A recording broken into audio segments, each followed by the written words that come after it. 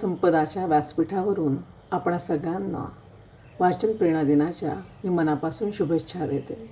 मित्रहो, गेले काही दिवस आपण साहित्य संपदा या मुलाखतीच्या उपक्रमातून अनेक मान्यवरांच्या मुलाखती ऐकत आहोत. त्यांचा सारा जीवनप्रवास समजून घेत आहोत. मूलतः साहित्य संपदा या व्यासपीठाची जी निर्मिती झालेली आहे त्यामागचं प्रमुख उद्दिष्ट आपलं जे आहे ते म्हणजे वाचन संस्कृतीचा विकास करणं, वाचन संस्कृतीच्या संवर्धनाला हातभार लावणं.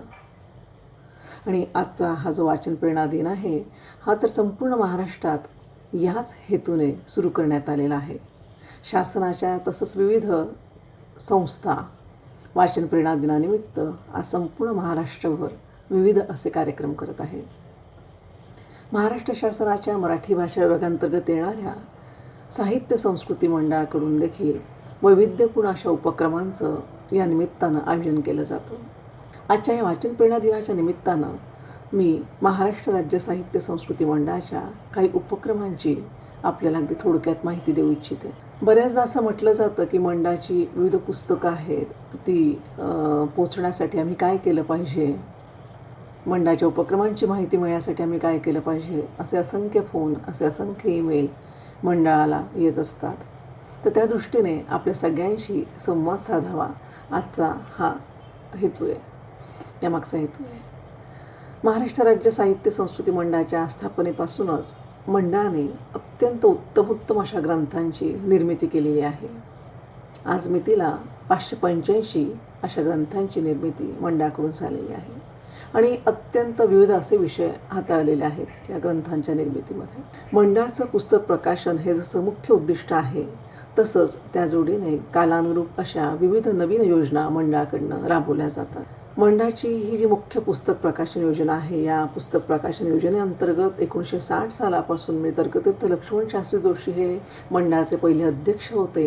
त्यांच्या मार्गदर्शनाखाली सुरू झालेल्या या मंडळाने जी काही पुस्तकं प्रसिद्ध केली अशा महत्त्वाच्या अशा 444 पुस्तकांचं मंडळाने ईबुक केलेलं आहे. आणि साहित्य संस्कृती मंडळाची जी वेबसाईट आहे त्या वेबसाईटवर ही 444 पुस्तकं ईपब, ई-मूव्ही या माध्यमातून आपल्यासाठी मुक्त अशी उपलब्ध आहेत. आपण सर्व रसिकांनी मंडळाच्या या उत्तम ग्रंथ खजिन्याचा लाभ घ्यावा ही या आजच्या वाचन प्रेरणा दिनाच्या निमित्तानं मी आपल्या सगळ्यांना विनंती करते. रसिक हो, सर्व शासकीय संस्था म्हणा किंवा इतर संस्था आहे, साहित्य संस्था या आपापल्या परीने साहित्य संस्कृती संवर्धनासाठी, वाचन संस्कृतीच्या विकासासाठी खारीचा का होईना हातभार लावत असतात, धडपडत असतात. महाराष्ट्र शासनाचं साहित्य संस्कृती मंडळ हे पुस्तक प्रकाशनासोबतच नवलेखक घडविणाऱ्या कार्यशाळांचं आयोजन करतं. नवलेखकांच्या पुस्तकांना प्रोत्साहन म्हणून अनुदान दिलं जातं मंडळाकडून. मंडळाकडनं मुख्य संमेलन जे आहे अखिल भारतीय मराठी साहित्य संमेलन जे होतं त्याला जे अनुदान दिलं जातं त्या मुख्य प्रवाहातल्या साहित्य संमेलनाशिवाय अजून काही वेगवेगळी संमेलनं संपूर्ण महाराष्ट्रावर जी होत असतात त्यांचा देखील विचार केला जावा असा एक विचार सांस्कृतिक धोरण 2010 जे आखलं गेलं त्यामध्ये पुढे आला की मुख्य प्रवाहापेक्षा वेगळी अशी जी काही संमेलनं होतात अशा संमेलनांना व्यासपीठ मिळावं, त्यांना आर्थिक मदत मिळावी या हेतूने मंडळाकडून अन्य संमेलनांना अनुदान ही एक योजना सुरू केलेली आहे. मंडळाकडून नवलेखकांच्या कार्यशाळा जशा केल्या जातात तसंच नियतकालिकांना देखील अनुदान दिलं जात असतं. आज मितीला मंडळाकडून 56 अशा विविध नियतकालिकांना अनुदान दिलं जातं. खूप वेगवेगळे कार्यक्रम सातत्याने मंडळाकडून केले जात असतात. म्हणजे केवळ पुस्तक निर्मितीच नव्हे तर पुस्तकांच्या निर्मितीबरोबरच संपूर्ण वर्षभर चालणारी अशी राज्यवाङ्मय पुरस्कार योजना जी आहे, जी प्रचंड मोठी व्याप्ती असलेली योजना आहे मंडळाची, ही योजना देखील मंडळाकडून संपूर्ण वर्षभर राबवली जात असते. आणि 27 फेब्रुवारी दरवर्षी मराठी भाषा दिन जो महाराष्ट्र शासनाकडून साजरा केला जातो त्या कार्यक्रमामध्ये राज्यवाङ्मय पुरस्कारांचं वितरण केलं जातं. आणि मंडळाने जे संपूर्ण वर्षभरात जी काही पुस्तकं प्रकाशित केलेली आहेत, नव्याने अशी पुस्तकं आणि मंडळाची ज्या पुस्तकांचा साठा संपलेला आहे अशा पुस्तकांचं पुनर्मुद्रणाचं काम देखील मंडळाकडनं समांतररित्या केलं जात असतं.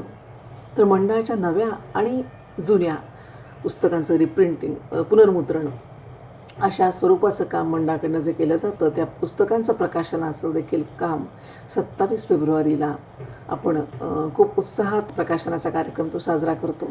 रसिको, मला सांगायला आनंद होईल की मंडळाने गेल्या वर्षी मंडळाच्या इतिहासात पहिल्यांदाच नवी अशी 33 पुस्तकं प्रकाशित केली आणि रिप्रिंटची म्हणजे पुनर्मुद्रणाची अशी 30 पुस्तकं आपण गेल्या 27 फेब्रुवारीला मराठी भाषा दिनाला प्रकाशित केली. मंडळाच्या या विविध उपक्रमांची माहिती आपल्या सगळ्यांना महाराष्ट्रभर व्हावी यासाठी मंडळ खूप प्रयत्न करतंय आणि त्या दृष्टीने काही पावलं आम्ही उचललेली आहेत. आजचा हा जो वाचन प्रेरणा दिन आहे या निमित्तानेच खरं तर या उपक्रमांचा आपल्याशी संवाद साधण्याच्या उपक्रमांचा आम्ही शुभारंभ करत आहोत. आम्ही यासाठी महाराष्ट्र राज्य साहित्य संस्कृती मंडळाचं फेसबुक पेज तयार केलेलं आहे आणि या फेसबुक पेजच्या माध्यमातून आपल्याला मंडळाच्या सर्व उपक्रमांची, नवीन ग्रंथांची माहिती होणार आहे. या निमित्ताने आम्ही आपल्याशी संवाद साधू शकणार आहोत. याबरोबरच मंडळाचे इंस्टाग्राम, त्यानंतर यूट्यूब, मंडळाची वेबसाईट अशा विविध समाज माध्यमांची देखील मदत जर घेतली तर आपल्यापर्यंत अधिकाधिक मंडळाला पोहोचता येईल अशी आम्हाला अपेक्षा आहे. नेहमी एक प्रश्न सातत्याने आम्हाला विचारला जातो की मंडळाची पुस्तकं कुठे मिळतील. तर मला खूप आनंद होतोय की मंडळाची पुस्तकं महाराष्ट्रातल्या प्रत्येक जिल्ह्यात मिळावीत या दृष्टीने आम्ही त्या जिल्ह्यातल्या प्रसिद्ध अशी जी काही पुस्तक विक्रीची दुकानं आहेत अशा ग्रंथागारांशी आम्ही संपर्क साधला आहे आणि अशा 38 वितरकांची नावं आम्ही आमच्या वेबसाईटवर टाकलेली आहे. कुठच्याही जिल्ह्यातल्या व्यक्तीला जर मंडळाचं पुस्तक हवं असेल, विकत घ्यायचं असेल तर त्या ग्रंथविक्रेत्याशी, आपल्या जिल्ह्याच्या गावचा ग्रंथविक्रेता, त्यांच्याशी आपण संपर्क साधू शकतात. त्यांच्याकडून मंडळाची पुस्तकं आपण घेऊ शकतात. हे प्रत्येक जिल्ह्यातले ग्रंथविक्रेतेच नव्हेत तर या व्यतिरिक्त जवळपास 287 खाजगी वितरक मंडळाच्या पुस्तकांच्या विक्रीचं काम करणार आहेत. आपल्यापर्यंत जास्तीत जास्त पोहोचायचा मंडळाचा मानस आहे. मंडळाच्या वेबसाईटवर या संदर्भातली सविस्तर माहिती दिलेली आहे आणि सगळ्यात महत्त्वाचं म्हणजे की मंडळाच्या पुस्तकांची विक्री व्यवस्था या जशा 287 वितरकांच्या माध्यमातून आपण होणार आहे किंवा प्रत्येक जिल्ह्याला एक ग्रंथविक्रेता आपण नेमलेला आहे. यासोबतच मंडळाची जी वेबसाईट आहे त्या वेबसाईटला जर आपण भेट दिली तर अगदी घरी बसल्या तुमच्या इच्छेनुसार लगेच तुम्ही मंडळाचं पुस्तक ईबुक माध्यमातून आपल्यासमोर उघडं होणार आहे. आपण वाचू शकणार आहात, लाभ घेऊ शकणार आहात.